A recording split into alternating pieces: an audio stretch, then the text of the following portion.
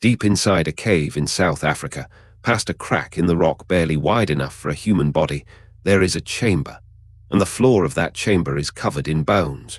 They belong to a creature that walked upright, on legs and feet almost exactly like ours.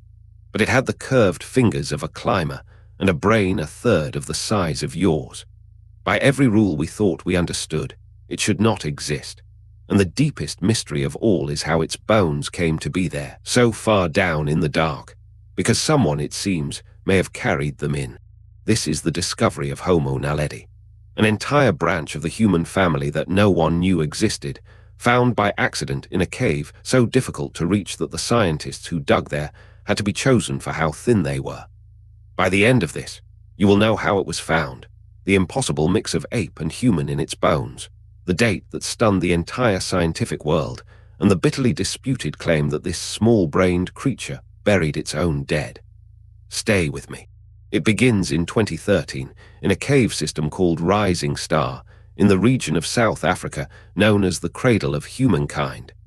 Two recreational cavers were squeezing through its narrow passages when they dropped into a hidden chamber deep underground. And there, scattered across the floor, were bones. Strange, old, human-looking bones. They took photographs and carried them back up to the surface. The photographs reached a paleoanthropologist named Lee Berger, and he understood at once that this was something extraordinary. But there was a serious problem. The chamber where the bones lay could only be reached by descending a vertical shaft of rock, a chute that, at its tightest section, was just 7.5 inches wide. Berger, like almost every adult on Earth, could not possibly fit through it. So he did something that had never been done. He posted an advertisement on social media for scientists who were not only qualified, but slender enough and brave enough to squeeze down into the earth. Out of the replies, 6 women were chosen. The press called them the underground astronauts. One by one, they lowered themselves through the chute into the black chamber, while the rest of the team watched anxiously on camera screens from above. What they began to bring up was staggering. Not one skeleton, but many. In the end, more than 1,500 fossil fragments belonging to at least 15 separate individuals. Men, women, children, even infants.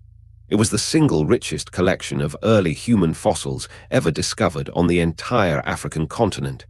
An entire population of them gathered deep in the dark. And the creature they were piecing together made no sense. It stood around 5 feet tall.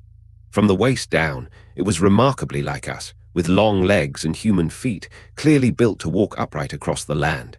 But its shoulders, its arms, and its strongly curved fingers were those of a climber, an animal still at home in the trees.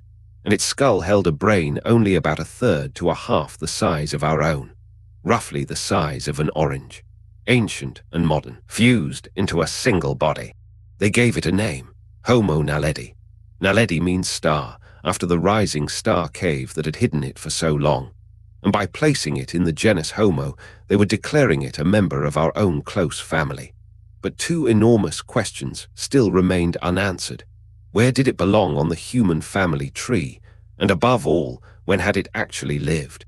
At first, the answer seemed obvious. A brain that small surely belonged to something very ancient. A primitive ancestor from near the very root of our genus, perhaps 2 million years ago, or even more. That was exactly where creatures like this were supposed to sit, far back at the beginning of the story. It was the natural assumption, and it turned out to be spectacularly wrong. In 2017, the fossils were finally dated directly, and the result detonated like a bomb across the field. Homo naledi was not 2 million years old. It was only somewhere between 230 and 335,000 years old, which meant this small-brained, tree-climbing creature had still been alive at the very same moment that the first members of our own species, Homo sapiens, were appearing in Africa. Take a moment to feel the weight of that. While our own ancestors were becoming modern humans, another, far more primitive kind of human was walking the same continent and breathing the same air. We had not been alone. The tidy ladder of human evolution, one species neatly climbing into the next, was an illusion. The truth was a tangled, crowded bush with several different kinds of human alive all at once. But the strangest puzzle was never the creature. It was the chamber. How had the bodies of 15 individuals come to rest in a remote pocket of rock, deep underground, reachable only through that vicious, body-crushing chute? There were no marks of a predator that had dragged them in.